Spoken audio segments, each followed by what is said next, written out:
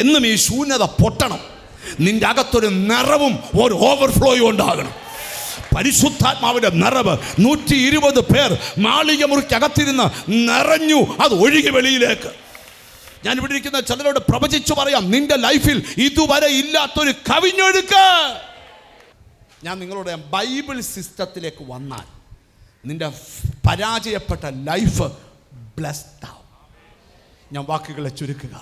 ഇന്ന് ഈ ദൂത് അവസാനിക്കുന്നതിന് എനിക്ക് ദൈവാത്മാവ് ഒരു ദൂത് പറയാം, നിന്നെ മാനിക്കാൻ സമയമായി. മരത്തിൻ്റെ മുകളിൽ ഇരുന്ന് ദൂത് കേൾക്കുന്നവരും പച്ചലയ്ക്കകത്ത് പച്ച ഉടുപ്പിട്ട് ദൂത് കേട്ടവനെ ദൈവത്തിന് സ്വത്രം ദൈവം വിളിച്ച് താഴെ ഇറക്കി. പോകുന്ന വഴിക്ക് പുള്ളിക്കാരൻ യേശുവിനോട് ചേർന്ന് നിന്നപ്പം ആയിസയ്ക്ക് അറിയാത്തവൻ കരയാം. കർത്താവ് ചോദിച്ചു, എന്തുവാടാ?